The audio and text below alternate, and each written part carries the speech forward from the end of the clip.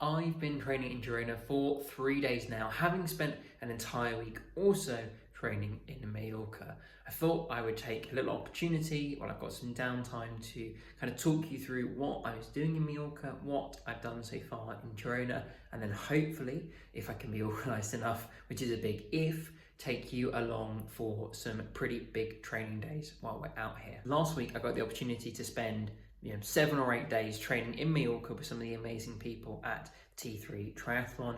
Over that, I banked the best part of 28 hours of training, which I think is my biggest week, although hopefully won't stay my biggest week for much longer if I've got anything to say about it this week and next week. I had the opportunity to go out and train in Mallorca last year and I absolutely loved it. The roads, the climbs, the weather, and especially the people I got to go out there with was absolutely phenomenal, and I jumped on that opportunity this year. I won't kind of break down exactly the training that I was doing unless anyone would want that, and then I'll probably do it after the 3-week training camp that I'm on. But let me know down in the comments if that's something you're keen on seeing. But on Saturday, I made my way from Mallorca to Girona, and I've never been to Girona before, but if you know anything about triathlon or cycling, it's a bit of a training mecca. And since then, I've had some great and some slight mishaps, but overall, I'm absolutely loving my time here.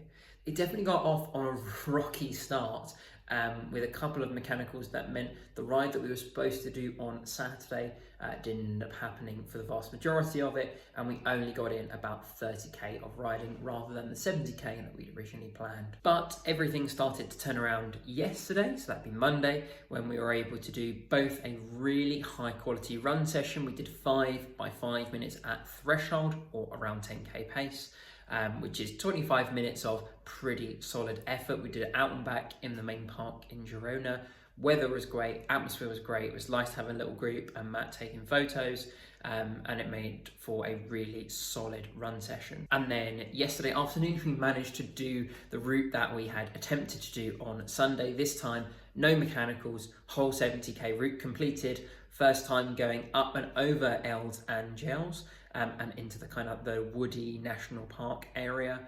Absolutely phenomenal. One of my favorite set of climbs I've ever done. Just super gradual, super pleasant, never too steep, but always kind of on the pedals. It was really, really nice. And during that 3-hour bike, I was able to do about 15 to 16 minutes worth of VO2 intervals, which I had planned, and I was really pleased with how those went, considering I wasn't feeling especially fresh after the run session in the morning.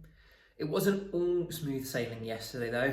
We did try and go to the pool, the 50-meter pool in Girona at about 6 o'clock in the evening, only to be told it was, and I quote, impossible for us to swim because there were so many lanes and other people in there, and they highly recommended coming before 5 p.m, literally any time from when they open to 5 p.m.